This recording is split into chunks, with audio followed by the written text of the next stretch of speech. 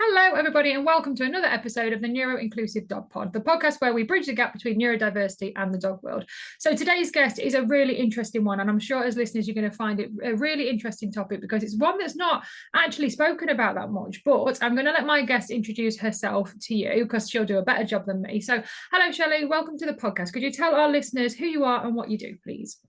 Yeah, hi, nice to be here. So I am Shelley and I run a service called Animal Soul Sync. Mm-hmm. So I am an animal communicator.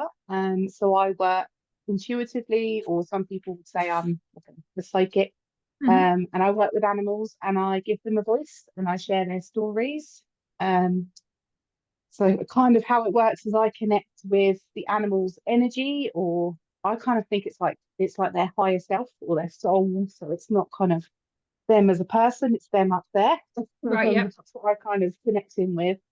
So that means I can also connect with the ones who have sort of passed over the rainbow bridge or are still with us now. So that's always a nice way to bring some closure to some people. And yeah, and alongside that, I'm training to be a humanistic counsellor.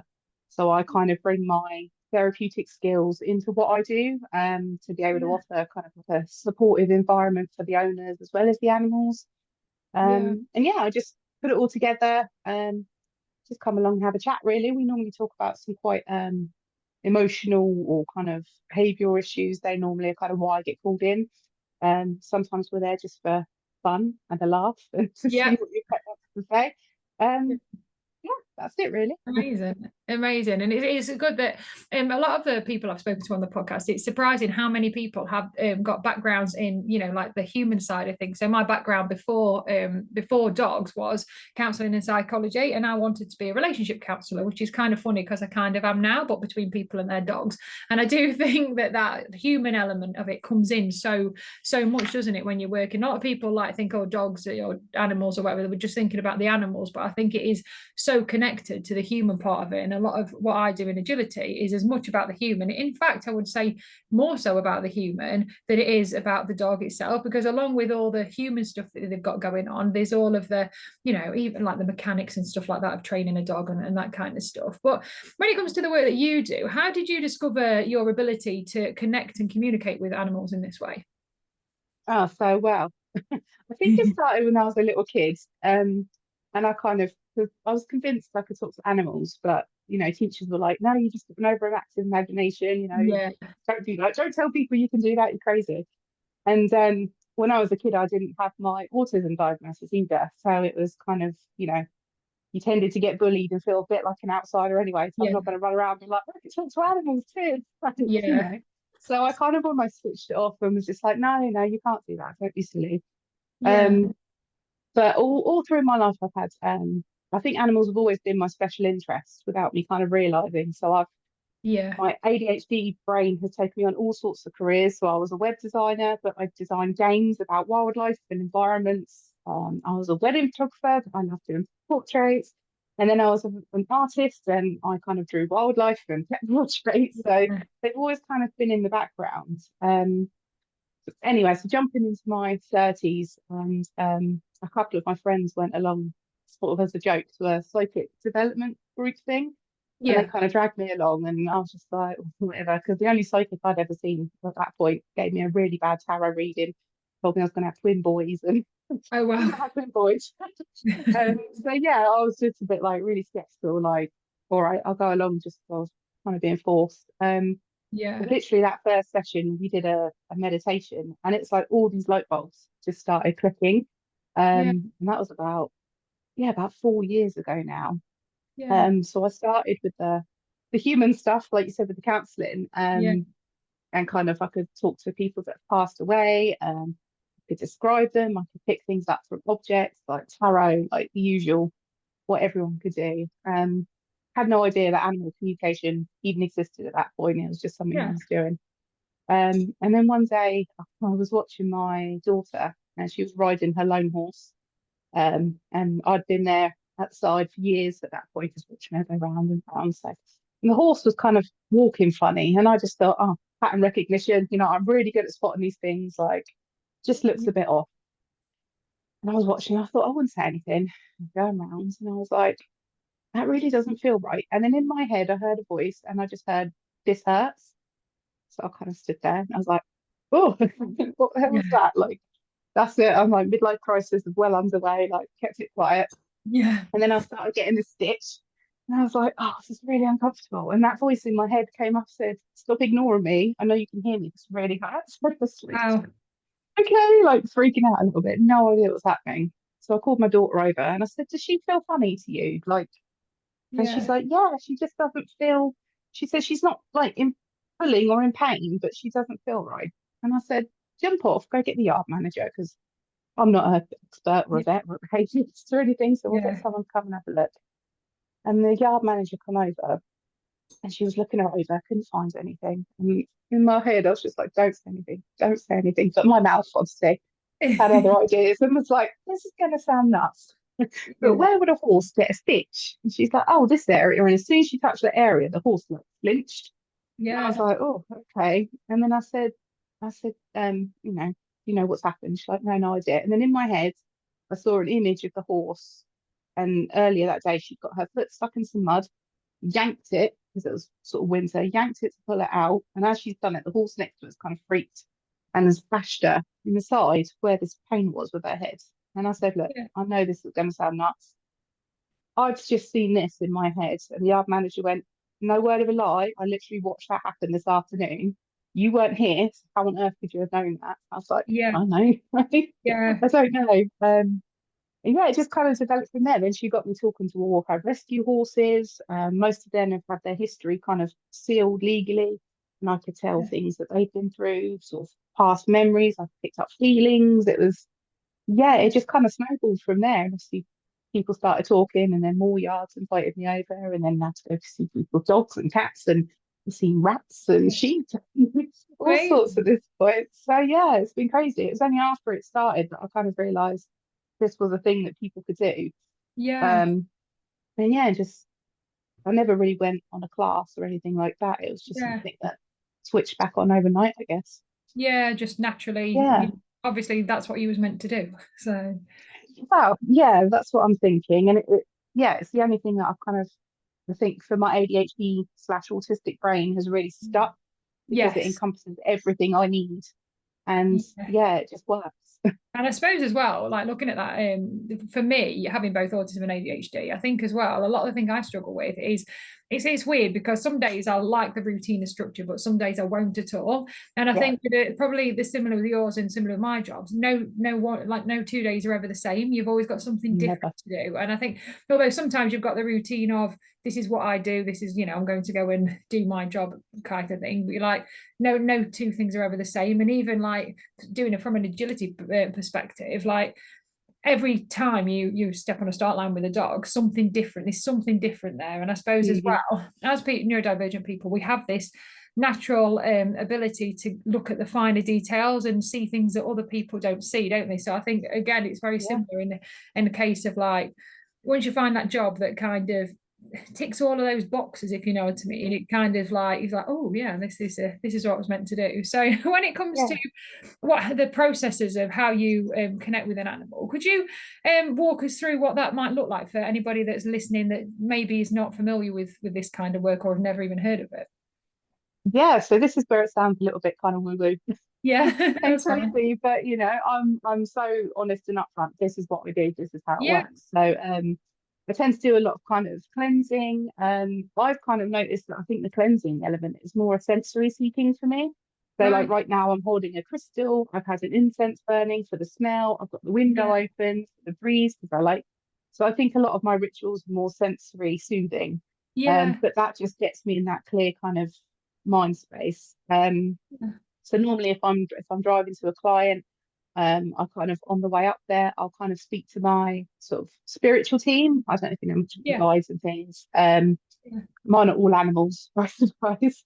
yeah, And we kind of go through this little kind of, it's like a ritual, I suppose, of getting yeah, myself in the zone almost. And a lot of it is also kind of what am I feeling in my body because I don't want to be kind of there and saying the horse has got a backache when really it's mine. So there's a lot of that kind of, yeah, sort of premeditative work before I get there. yeah, Um, And then I suppose when I can kind of do it instantly now, but when I first started, I had to do quite a lot of deep meditations, and I worked with the team and we kind of set up the system that works for me. Yeah. Some people, I think they kind of romanticize it, so they'll light the sage, they have the music, they do the meditation. I'm just like, right, we're working now. Let's go. Yeah. And I've quit because it just works for me. I can't, my Yeah. ADHD won't let me sit there and meditate for hours on end. So it was a Yeah. kind of got it all set up beforehand.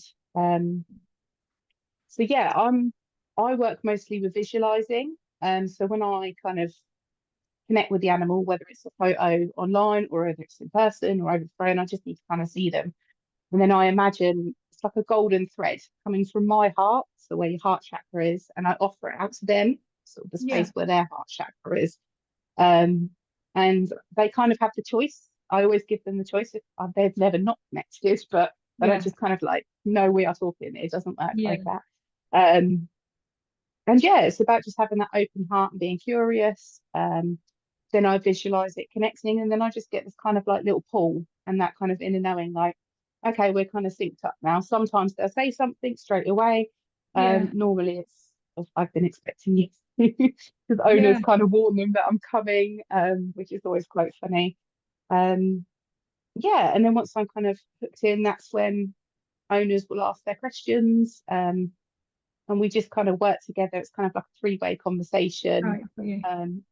exploring sort of issues. It's normally a problem while being brought out, so we'll kind of start there, but we tend to go on all sorts of deep Yeah. therapeutic emotional journeys. Amazing. Yeah, I find it fascinating. I do. It's like I do find it because it's something that I don't know a lot about. I'll be honest. It's nothing that I'm open to it, and I know that there's something else out there. I've had I wouldn't say I know about it to the level definitely not. But I've always believed that animals are trying to tell us something, that kind of thing. So when you go to a consultation where you have a consultation online, I didn't realize it was more like three ways. So the owners can ask questions, can they, and ask. yeah.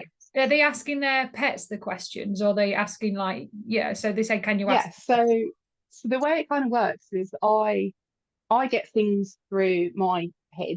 Yeah. I think the most disappointing thing for me was that they don't have voices. It's just my own voice in my head. It's Oh not like yeah. they're all like a load of cartoon characters. I was really disappointed about that.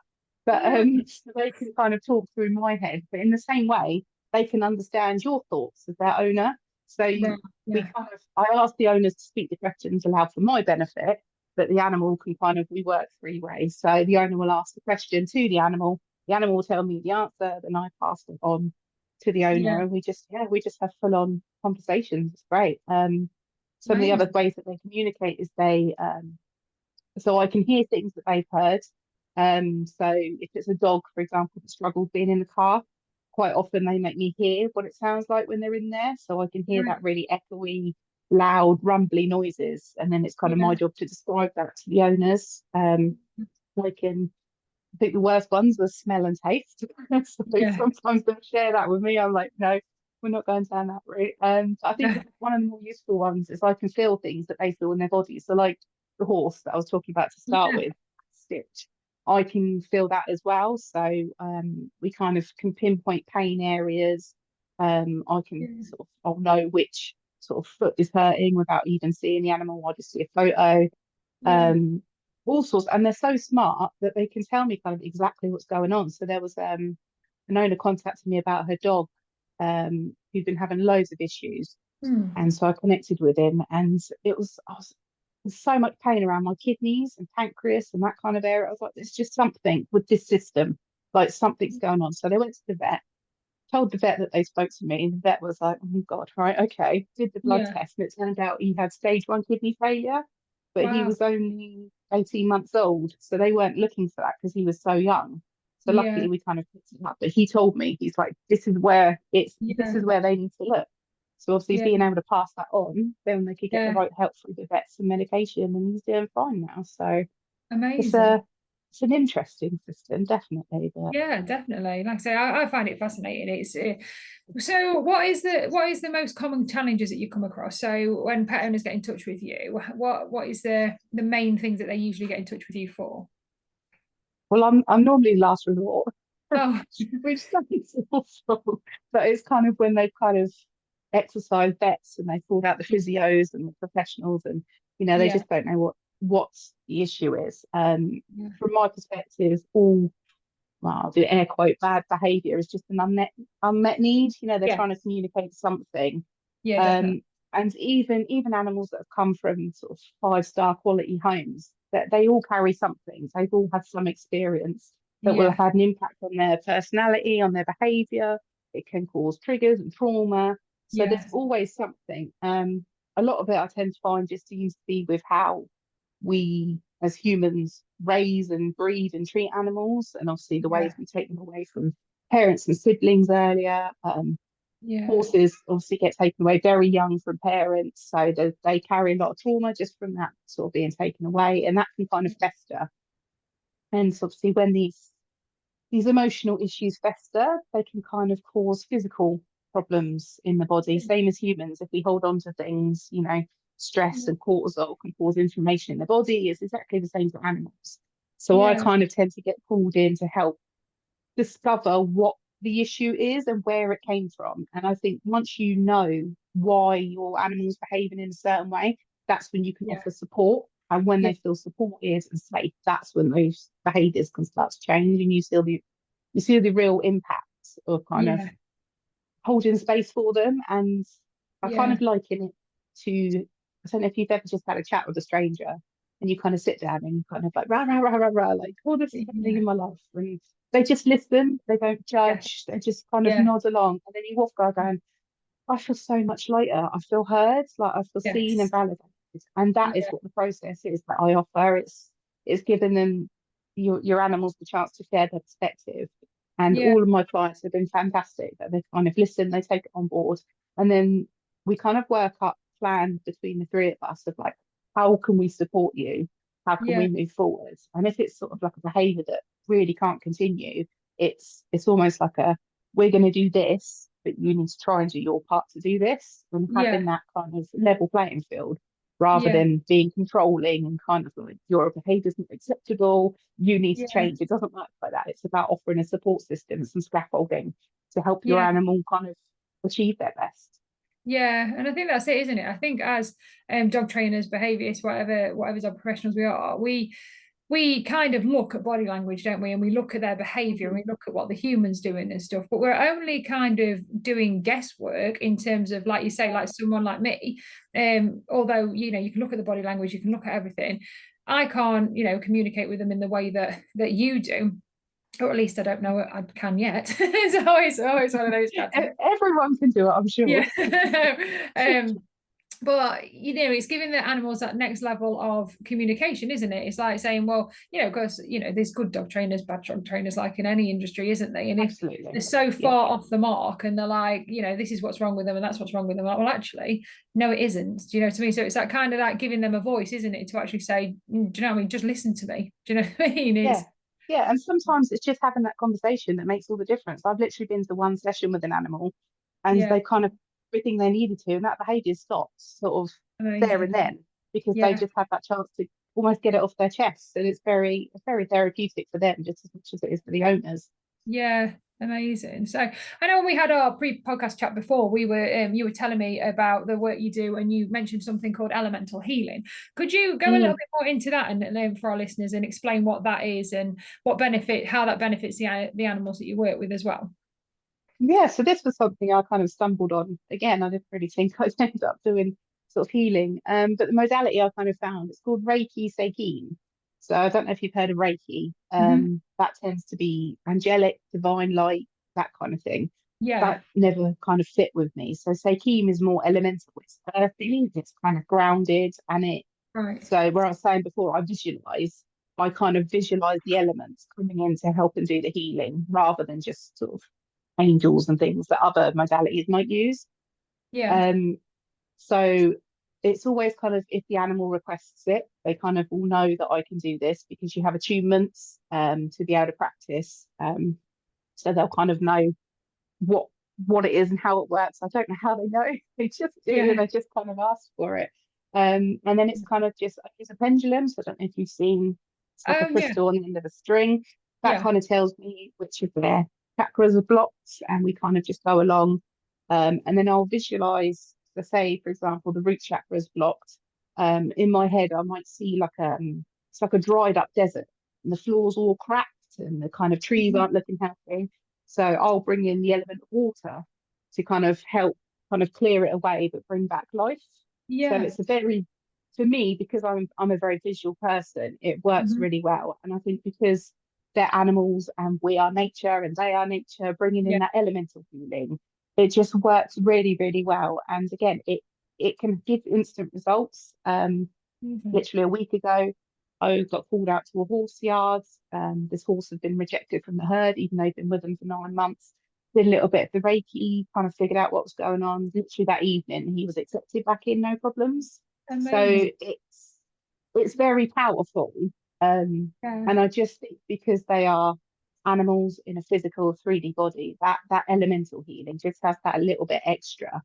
Yeah. Um, and again, it's just something I've kind of was drawn to, found myself doing, and Yeah. just it works. I can't question it. If Yeah. it works, it works. So Yeah, definitely. yeah, It's amazing. Like I say, this is a subject, like I said, I don't know very much about, and I've got a feeling that I need to go down and look at all these things at a deeper level because my no, you'll never come out the rabbit hole I don't again. say it's like that's what I say to people when they first get involved in agility. I'm like, do you really want to go down this rabbit hole? Because it's not just jumps and tunnels. Mhm.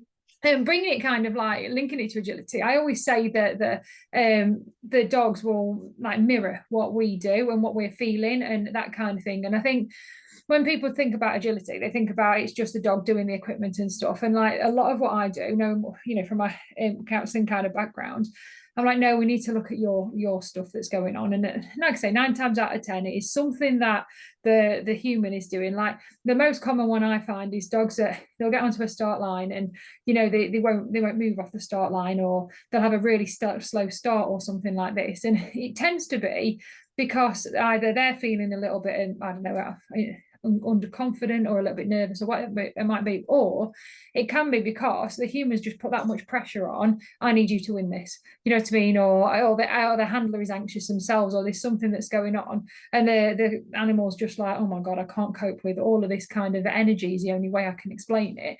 So do you Mhm. come across that in the work that you do, and how do you find that the animals are and emotions often mirror what the humans are feeling, and how do you Yeah, kind of it's approach that? constant. It's every animal I deal with, we Yeah. have that same issue. I don't think I've ever worked with an animal who wasn't mirroring their owner in some way. Amazing. Um, and it's I tend to find so for example, if you've got an anxious dog, either the owner is anxious Yeah. and the dog thinks it's helping by A, defending because I'm being big and brave for you. B, I'm teaching you that you have a voice and it's okay to use it. So they obviously use barking as a natural kind of Yeah. communication method. Their human might be quite anxious and quiet. So they're like, look, you can do this too. It's Yeah. There's usually something that they're mirroring and their pet is often trying to help in Yeah. some way.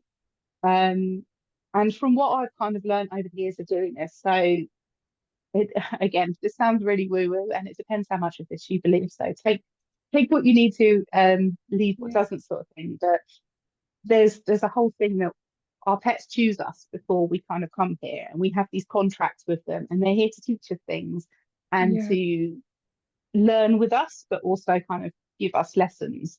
Yeah. Um, and so sometimes that's when you have these issues, like a dog barking, for example, they just quite haven't quite figured out the balance on how to kind of teach you the lesson they're here to teach Yeah. you. But I do have a really good example actually of my own dog mirroring me. Hmm. Um, so Lola is my oldest one now, so she's 8. And ever since we've had her, she had a tiny growth about this big. And it's like kind of like a capsule shape, so it was really weird. Took her to the vets when she was younger, and they thought it was just a microchip kind of Right. falling around the front because it's Yeah. here in the middle. So they were like, oh no, that's fine. It's it's not in the ideal place, but it's not going to do Yeah. any damage. So left it there for years and years and years. And then a couple of years ago, I started getting really unwell. And we did all sorts of tests, and it turned out eventually found out I was celiac, so I can't eat gluten. And if I do, my body attacks itself basically. Yeah. Um, And I was in a lot of pain. I had loads of inflammation. But at the same sort of time that I was having these tests done, this growth on Lola's chest started to weep, and then she started licking it, and it was getting bigger, and it started like coming out of the like chest. And I was like, oh, that's a bit. So it all happened within the space of about 2, 3 months of everything. And as Yeah. soon as I got my diagnosis and I stopped eating gluten, the growth disappeared. I couldn't tell you where it's gone. She stopped fussing with it. There's no trace of it whatsoever. Like, Amazing. even what it was, there's nothing there. It's all just settled down. And I was kind of like, I looked at her one evening, I was like, that's a really weird coincidence, when you Yeah. kind of start putting things together. And I looked at her, I was like, were you helping me? Were you like processing what I couldn't eat and holding that for me? And she was like, yes, it's my job to carry your burdens. It's like, Amazing. okay, so she'd been carrying this, obviously this intolerance that I shouldn't have had in her body for as long as she could. And it got to the point that she couldn't manage it anymore. And that's when I was getting the really bad symptoms. And as soon as I stopped, it all just cleared up. It's Amazing. crazy. I can't explain it, but Yeah. it could be coincidence. Don't get me wrong, but I just think, Yeah, like, yeah, definitely. you know, There's definitely a saying that I always say all the time, and it's like that you don't get the dog you want, you get the dog you need, and it's oh, always absolutely. there to teach you something. And a good example of that Yeah. is like my young dog Quest, because obviously I've got two agility dogs that have got to high level, they've got to grade 7, and then I was like, oh, I'll get a new dog and I'll bring him out, and we'll just do the same kind of thing. Oh no, Mm. no, no, no. I mean, COVID had a part to play because we was at end of lockdown, so we didn't have the socialization, that kind of thing. And then he Yeah. was very much picking up on, because the media and everything was like, oh, you can't go outside and can't get near people because you're going to get COVID and die. I was super anxious, Mhm. so obviously he picked up on that. So he developed Yeah. being anxious of people and that kind of things, which he Mhm. couldn't get near them anyway because you weren't allowed to. But then obviously he was picking up on me being super anxious and stuff as well. Yeah. But then bringing it back to the agility, when it comes to that, he was like, right, a little bit anxious and that kind of thing, which is, my story is being anxious. I got my very first dog Milo because I couldn't leave the house. I was too anxious to go out on my own if I wasn't with family and stuff. So Yeah. like I thought, oh, it's just this repeating itself again, and that kind of thing. So sorted his anxieties out, like I've worked with many anxious dogs before and that kind of thing. But then he was like, no, you've got some issues going on actually. And it was like brought my anxiety back again. I was like, so I had to have a load of things that, deal with my stuff again, go revisit it and stuff. And it was at a Mhm. competition last year that I was like, right, okay, we've got his stuff sorted out. He'd started competing, he was doing quite well. Went to this certain competition and saw two people that had given me a hard time in the past. And I was like, right, they were stood right next to the ring, but I was like, you're okay, it's going to be fine because we've got sorted all your stuff out. And that was the worst round I've ever did. I led out and he literally froze on the start line. He was Oh, like, no. and I was like, oh my God. And then he's like, I went to go back to try and like run with him, and he just flipped on his back. And I was like, what on earth are you doing? You make it look like I hit you and I've never touched you in my life. You know what I mean? Then he'd freeze. And I was like, oh. And then I realized it was literally because I hadn't dealt with the issues of those people being around. And I was like, right, okay.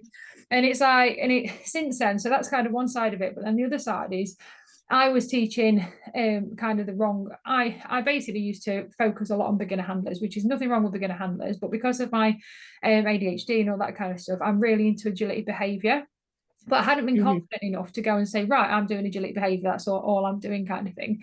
Anyway, to cut a long story short, I've been teaching all of these kind of wrong clients and it was burning me out. So I actually shut down the agility business for a little while, and I was like, no, I'm not doing that anymore, that kind of thing. Just thought I hated agility. But then come back, had a little bit of a break, realised, had my diagnosis, realised it was burnout, all those kind of things. And then came back and I was like, actually, I'm going to use our story like with Quest and with me, and we're going to focus and use that as kind of like proof, if you know what I mean, that we can kind of, Yeah. what you can achieve kind of thing. And I think definitely, because when I first got him, I was like, oh, you're just going to be like the others in agility dog, we're just going to go, do the skills, that kind of thing. And I'm like, he's completely changed the angle of my business and the direction of my business is going. So I do definitely believe that you get the dog you need. And even though it's hard at times, because don't get me wrong, it's Oh, been absolutely. frustrating, and it's been like, Yeah. why can't you just be this agility dog that just does it like you see everybody Yeah. else doing? And then I have to sit with myself a little bit and go, do you know what? Because I'm a massive believer in everything happens for a reason. And I'm like, you've been sent me to do this, and whatever it is that we're going through, we're helping other people now to do that. So definitely believe that as well. But I think the hardest thing for me is trying to get that through to people that are just I'll say normal in inverted commas, normal kind of parents, because they get a dog Hmm. and they just have these visions of, I don't know, walking on the beach with the dog off lead and this kind of thing, and then the dog's Yeah. like been sent to teach them something, and then they're like, Hmm. it's kind of like opening their awareness, and in the same way that I have to when I speak to an agility handler and say, well, actually it's not the dog, it's kind of you, but in a nicer Hmm. way. So yeah, it's so interesting, isn't it, when you open it all up? And I think that's why I've got this fascination, like I had before, with the human side and the behavior, but also the dog as well. And I just love how it all intertwines, and you have to kind of like, it's like problem solving, isn't it? But in kind of a nice way. Yeah, and I think it's really important. So I make sure I have it sort of in my terms and conditions because, like I said earlier, we kind of when we start unpicking these things and Yeah. humans, the owners see these stuff and they're like, oh God, I need to actually look at myself. So it's Yeah. really important for me that I kind of say, like, you need to make sure you have emotional support behind Yeah. you. Because Yeah. some of these sessions, people leave in tears and we have fun as well. It's not like an emotional roller coaster. Well, sometimes it Yeah. can be. But it's Yeah. it's just really kind of enlightening for some people, I think, and to kind of Yeah. almost see a different way of being. And I think Yeah. that's kind of a lot of, and by the sound of what you do as well, is when you start to do something new and something different, people are very like, oh no, this isn't, but it's about being like, actually, no, it's okay to kind of think Yeah. outside the box and, Yeah. look at things differently. And that's where you grow because you don't grow when you feel safe. You need to feel like pushing a Yes. challenge. And Yeah. that's when the real growth happens. And yeah, Yeah. I think animals are definitely here to transform us and Yeah. support us, push us out of our comfort zone as well Yeah, sometimes. definitely. And I think, I don't know about you, but I definitely have felt that, being neurodivergent, you typically find that naturally we have this kind of affinity with animals, don't we? And these Yeah. natural strengths and stuff. So have you found that's helped your work in any way, either with the pets that you work with or with helping the owners? Yeah, I mean, I think one of the most helpful things about being autistic is animals are really blunt. Yeah. They don't sugarcoat things, and they'll say like you annoyed me earlier, but and they don't like mince their words, Yeah. and I think it's really good because they don't make small talk and they get really deep really quickly. They're kind Yeah. of like, this is what happened, this is how I felt, and offer it to you. Whereas a human, kind of neurotypical or someone that's maybe not as in touch with them, their kind of self-awareness, they're kind of like, oh no, everything's fine, stiff upper Yeah. lip and all that. Whereas animals they just call it like it is. And I think kind of that's how I work as well. That is my Yeah. autism. I'm just like, and I'm very, I wouldn't say I'm black and white, but I'm definitely more in the greys than Yeah. some people. And animals are as well. They're kind of like, I mean, they're always telling me that humans are stupid. And you kind of that works really well with my sense of sort of justice because I'm like, Yeah. yeah, why are we working till we burn out and we're doing this, that, and the other? And Yeah. so I think that's one of the reasons why I can connect really well with the animals. Yeah. But I'd also say that I'm one of the is it hypersensitive Yes. autistic people. So Yeah. my empathy is off the scale. Like like I can't watch if there's a dog on a TV advert, I have to Google like, will the dog die? Because otherwise I'm not going to watch that program. I Yeah. couldn't watch like when you're growing up and you watch like the RSPCA rescue ones, and I Yeah. couldn't watch those, burst into tears. Even Yeah. just watching wildlife documentaries when the animals are hunting, I Yeah. burst into tears. Like that was just me, but I was so sensitive to it. I think that is what helps me kind of do the job that I'm doing now because I pick up on Yeah. those emotions without Yeah. needing words, without needing to connect. I can just feel it. And Yeah. it's that whole, I can pick up on the vibes. That's always been one of my kind of strengths, I think. Yeah. And again, if I wasn't autistic, I don't think I'd have that really Yeah. kind of strong drive. And that's kind of what I rely on to kind of, Yeah. yeah, do the work that I'm doing. Yeah, definitely. And I was just listening to you talk there and thinking about it. I was like, I always say to people that you can't unsee dog behavior.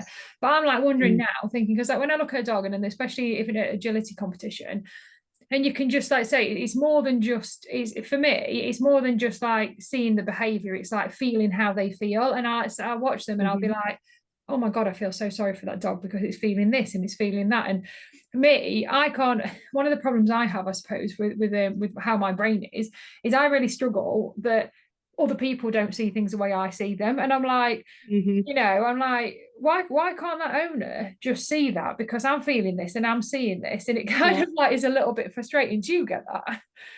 Apps all the time, constantly. And it's so difficult. Like one of the worst examples is when, when you see people walking their dogs when it's hot. And Yeah. I feel so distressed. I'm like, oh, once or twice, I'm not gonna lie, I have pulled over and pretended I was a vet. And I Yeah. was like, you need to pick that dog up because I just couldn't not, because I was just the Yeah. physical sensations I was getting. It felt Yeah. awful. And again, whether that's my sense of justice, whether Yeah. that's just that that knowing. And I think that's really Yeah. important. If you have that, like listen to that instinct, because that is Yeah. pretty much, half the battle is that inner knowing. And when you start listening and actually going, actually no, like this doesn't feel right, that's when you can Yeah. kind of like start making those little changes and things. And I mean, with your agility, I I spoke to a couple of dogs that have kind of do shows and performance, and their anxiety, bless them, is so sky high because they just want to do well for their owners. And Yeah. that pressure. So although we think it's fun, the dogs do feel that pressure and they Yeah. kind of they want to Definitely. do well. And then Yeah. if you liken them to say like a child that's having Yeah. to, put on a play or something at school, and you kind of, you'd support them, you'd give them calm, you Yeah. wouldn't kind of force them like, no, you are doing Yeah. this. You're like, no, it's okay, take a breather. Like Yeah. you're nervous, I can feel that, but we've got this. And it's kind of, Yeah. do you know what I mean? Modeling that behavior rather than like, you will do as you're told, I want a perfect Yeah. round from you, and building that pressure. And that's probably what you're noticing is when those dogs have had all that pressure put on them, you can Yeah. feel it. You just know, you just get Yeah. that instinct that something's not right.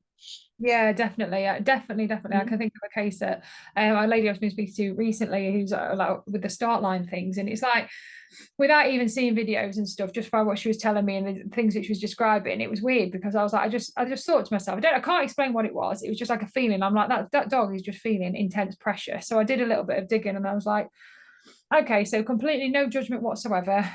Tell me what you want from agility. So tell me what your Mm. things are. She's like, oh well, I'd like to get the dog into grade 7 by July. And I'm like, wow, that's quite a lot of pressure, like, and things. And because if I got that dog in July, then I can bring this one on and this one on and the other one.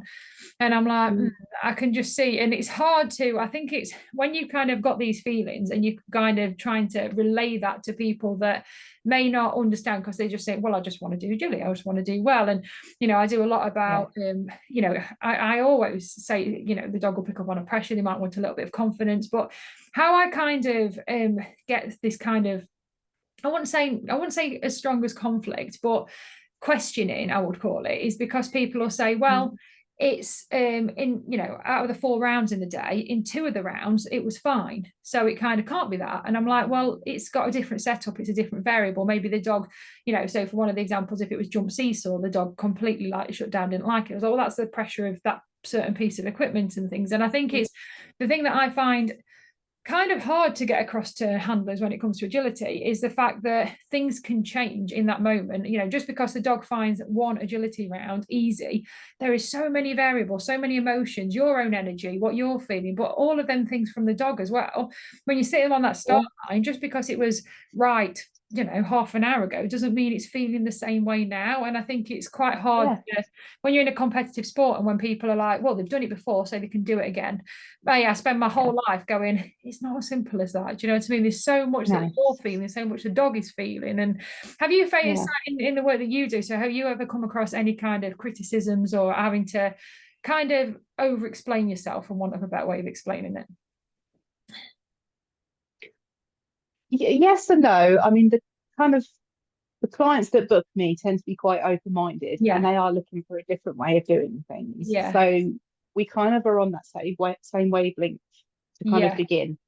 But I have had trainers, and again, this is more in the horse world because it's sort of Yeah. show jumping, that sort of thing. I've had Yeah. horses that have asked for time off, and they're not behaving because they need a break. But the owner's Yeah. like, well, we have to do this summer, and I'm like, I'm kind of almost stuck in the middle. I'm like, I can tell Yeah. you what your horse is asking. If Yeah. you're not going to give it to them, you're not going to get, the results that you need. And Yeah.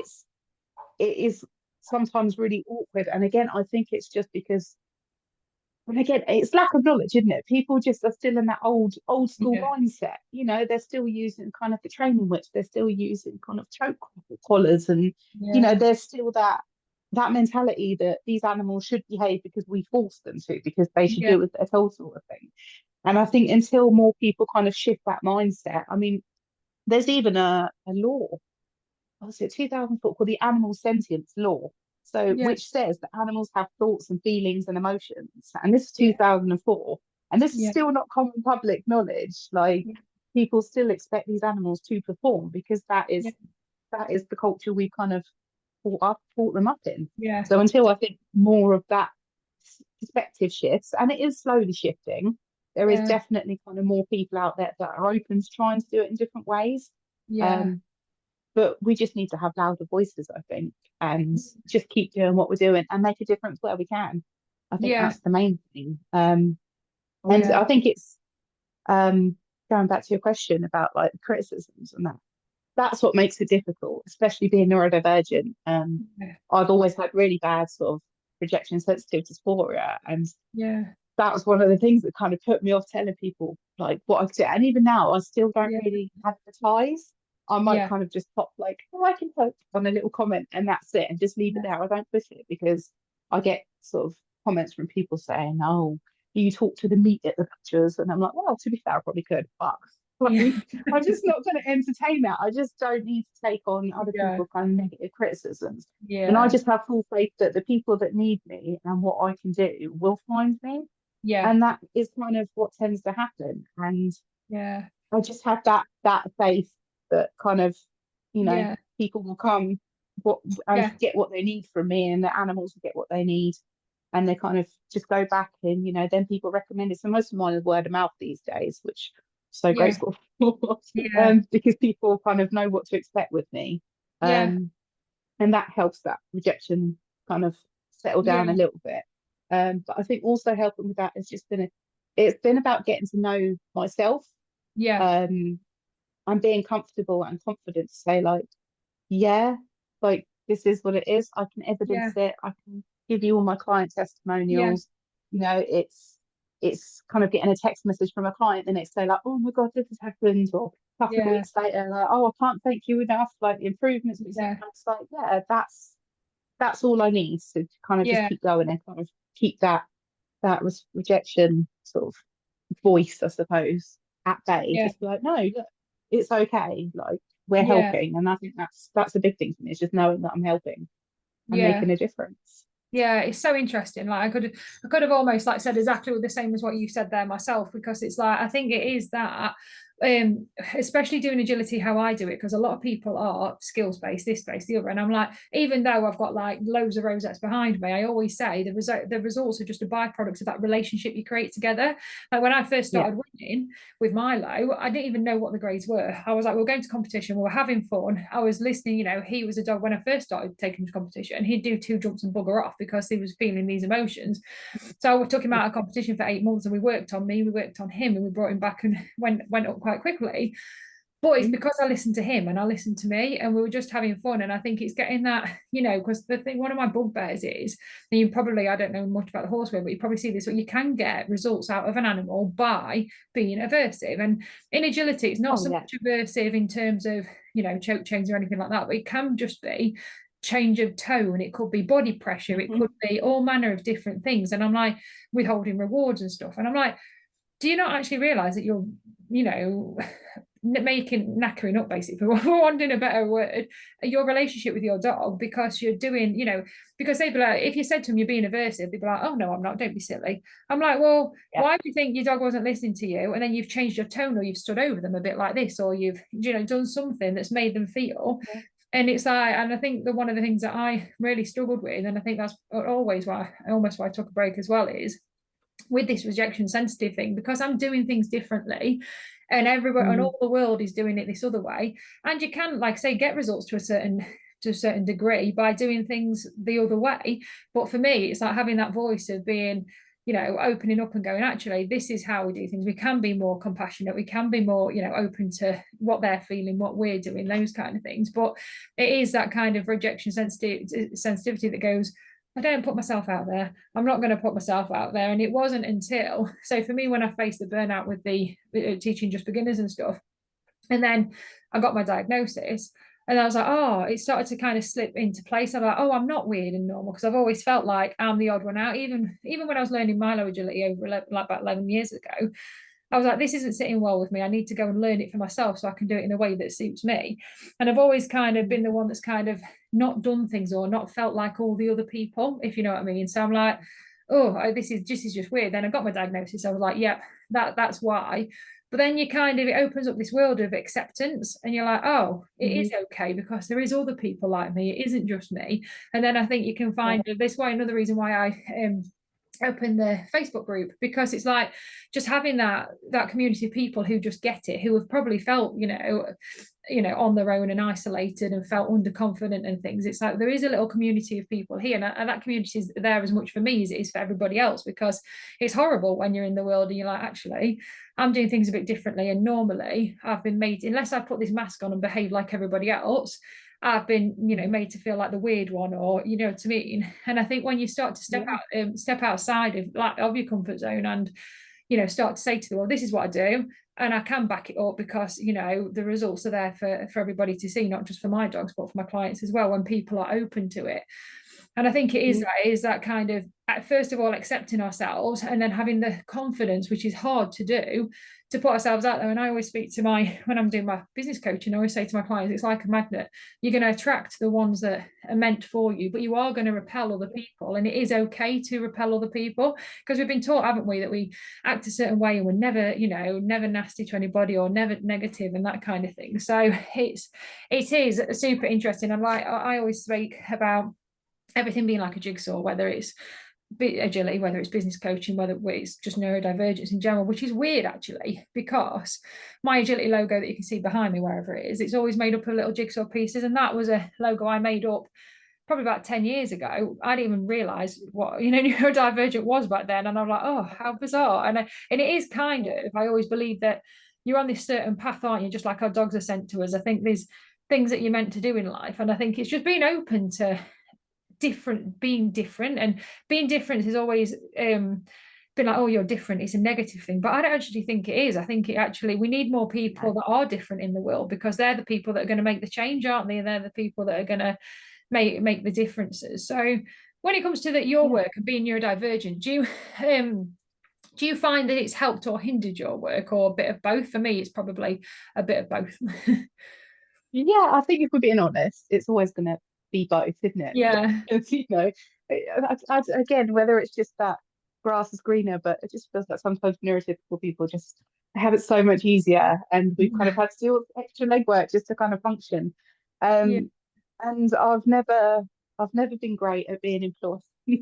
I No. just can't hack it. I can't hack the pressure, and so building a business for me has always been important.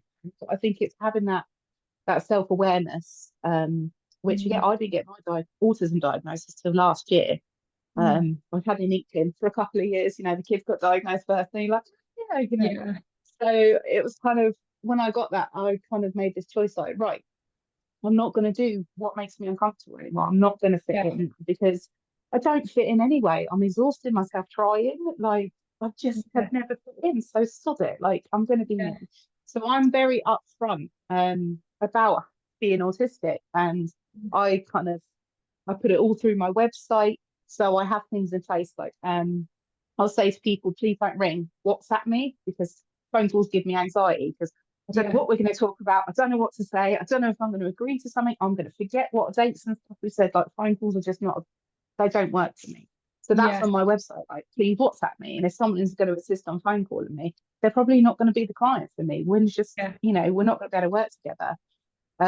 Other things I have in place is like, so I know on certain days of the week which days I have more energy. So that'll be when I kind of like put some posts together, or I'll kind of do all my photograph readings that day, because I know, but at the same time, I also know I might wake up and go, oh, my brain can't do anything today. So I make sure that when I do photo readings, I kind of reply straight away, and I'm like, it could take me 5 working days, because that gives me that grace period. And I've never had any complaints.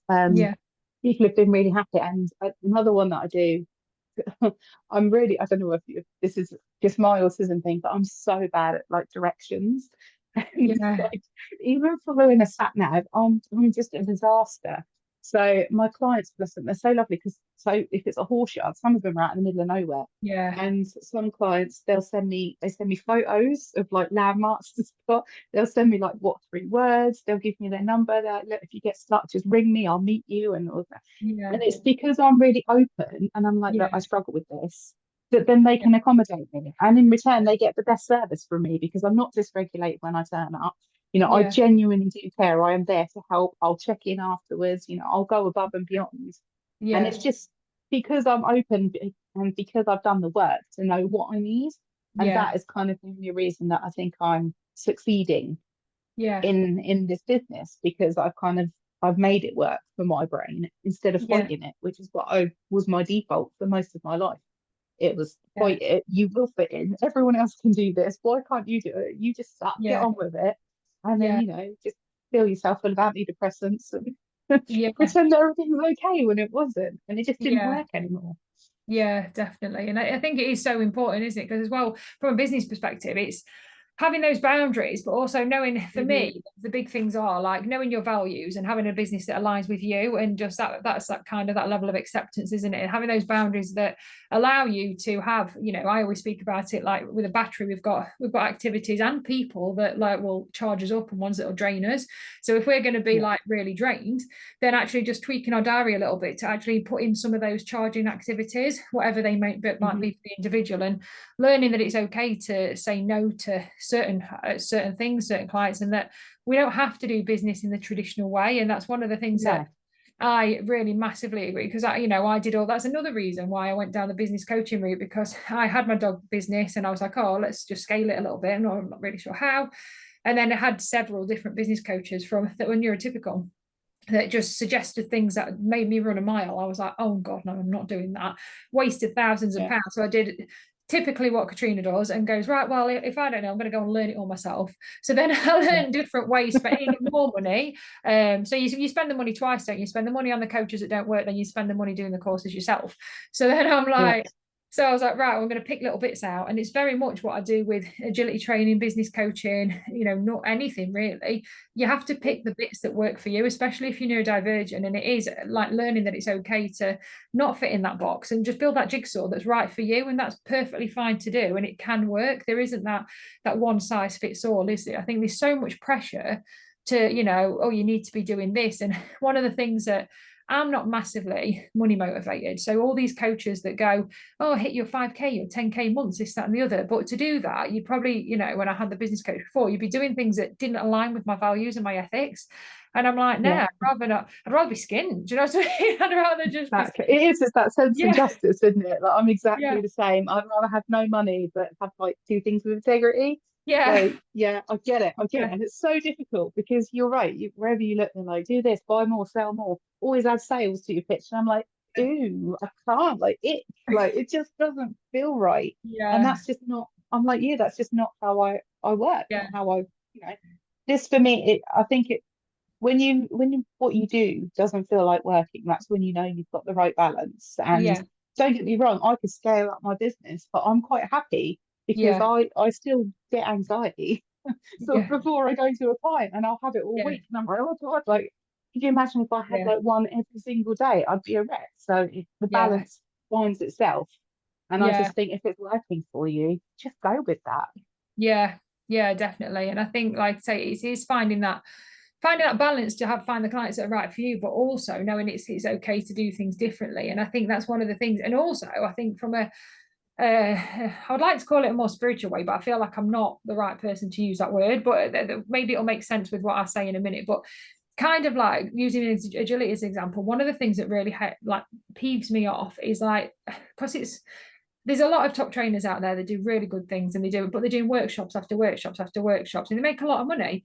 However, the people Mm. go along to the workshops with the dog that might have issues, might not have issues, and the handler is there, the trainer is there to teach them how to do that particular course on that particular day. So they're there to say, right, do this course 1 to 20 or whatever it is, and if something goes wrong, they'll be teaching them skills. And I'm like, yeah, but what about everything else that's going on? What about the dog? What about how the dog feels? Well, and then if you, it's a kind of a traditional thing that if you've got a dog that's struggling, that you're the one that makes it inconvenient for everybody else. You're the one that, Yeah. you're the naughty one. You're the one that's got a problematic dog and this, that, and the other. And I think for me, it's kind of hard because I mean, I don't know every trainer's background or whatever, but I think it seems to be a common theme in agility where people they've been doing agility since they were like knee high to a grasshopper kind of thing, and then they come out of school, started teaching it, that kind of thing. They might not, I mean, some may have, but they might not necessarily, but that behavior kind of knowledge behind it. There's a lot of skills, they can teach skills a lot better than I can. But for me, what I was finding, especially when I was teaching beginners, I can't, my justice sensitivity, whatever you call it, I can't overlook how the dog is feeling. And it's like, Hmm. if there's a dog in front of me that's struggling with whatever it is, and that might be their issue, or it might be something the handler's putting on them or whatever, teaching them agility is the last thing in my brain. I'm like, I don't want to teach you agility because it just doesn't sit right with me. And I'm like, how can all of these trainers, whether it's lack of knowledge and they don't know, or whether it's just they're counting the money because the workshops make them a lot of money, to me, how Mm. can they like just sit and put that dog through that or put that handler through that? To me, it's just a massive like, oh my God. Do you know what I mean? But again, that's Yeah. what makes the money, isn't it? So it's very, very difficult.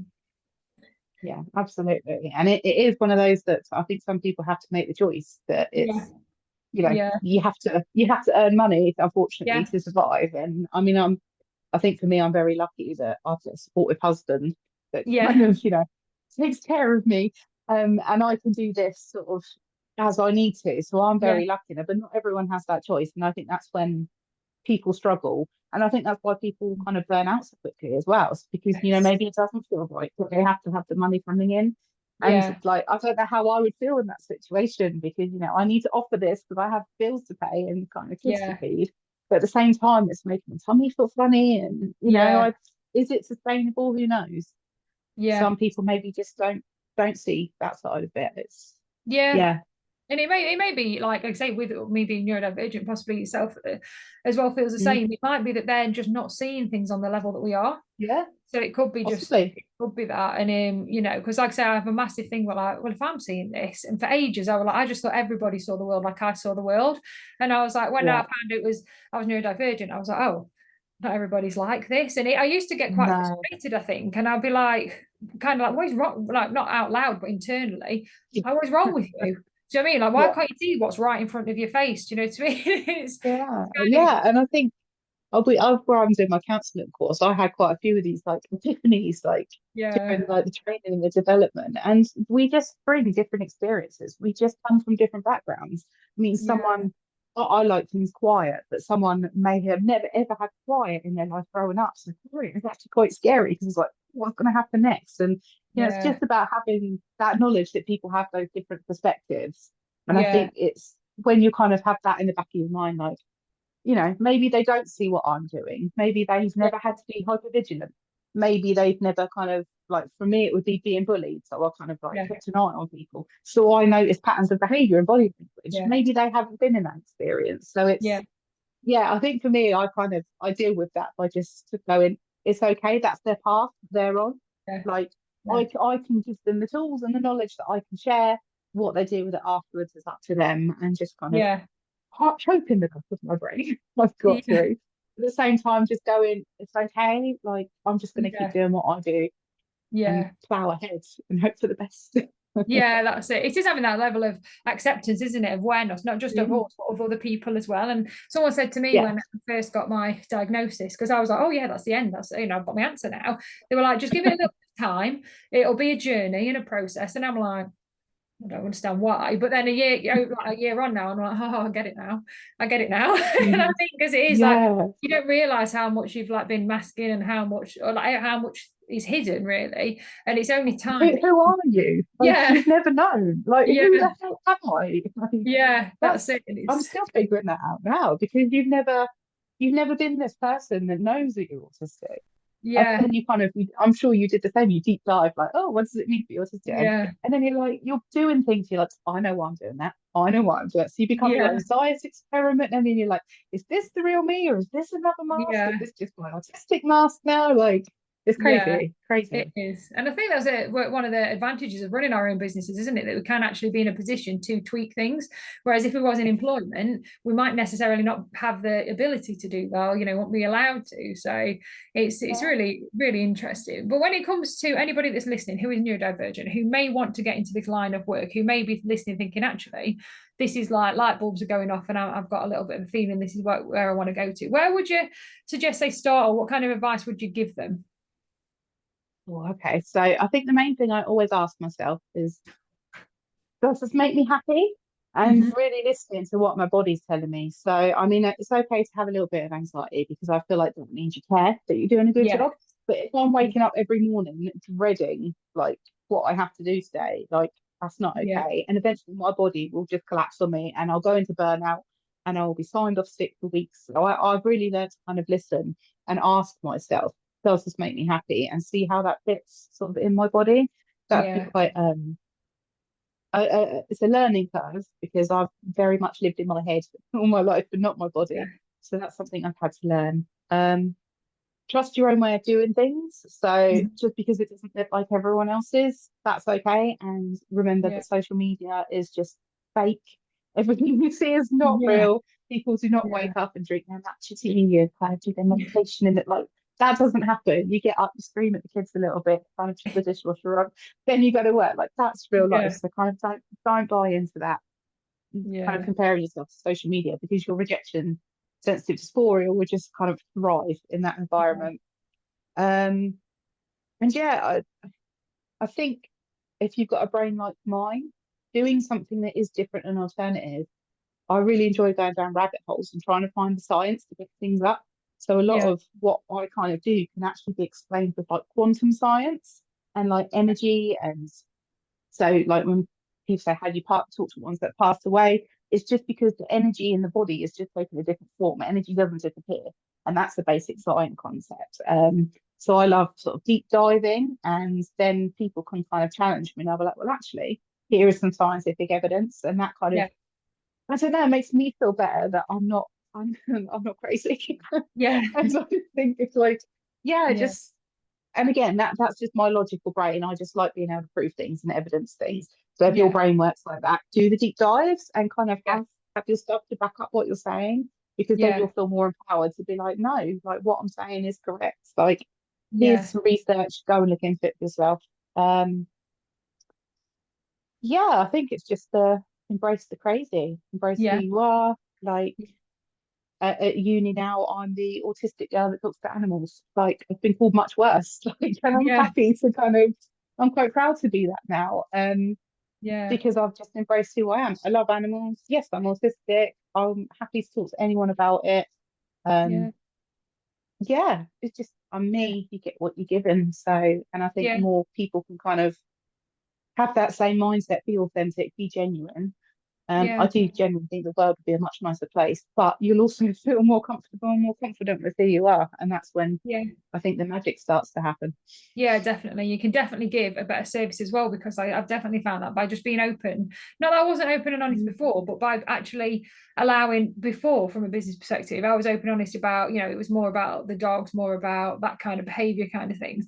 But actually, when I Yeah. started bringing in me as an example and, how much, I impacted my dogs and this, that, and the other, and just being open and aware and able to just put my actual self out there on social media. Like you say, one of the things that I massively do is I did it before, but I kind of like kept it all into my little groups. So the people I was teaching, I was like, well, this is what's happening, this is what's happening. Then on social media, you won't be dishonest, but you just put the highlights out there. Whereas Yeah. now I'll Yeah. go, here you can have everything now. And what that does is it makes the people come to you that that can relate to you and stuff. But it actually Yeah.